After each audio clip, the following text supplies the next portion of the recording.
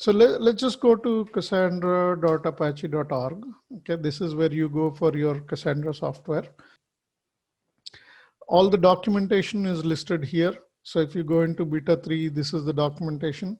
And you're looking at 4.0 documentation.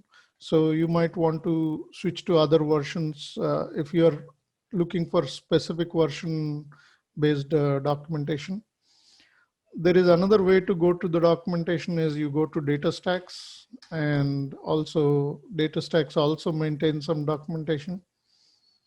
There are places where they use the open source documentation and then they switch back and forth.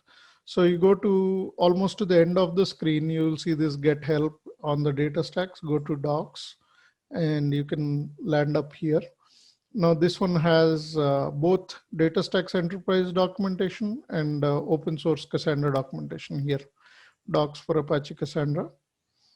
And I did click on that. What happened? Okay, I click on that. So you see this documentation is listed here, and you can see the older versions and also driver documentation, all that stuff is listed here. So keep this handy. You know how to read the documentation if at all you need to look at it. So you see this is the latest version, but let's say if I want to the older version, so you can go to doc and then go to the specific version, let's say 3118, and then you can browse through the documentation specific to the version. Okay.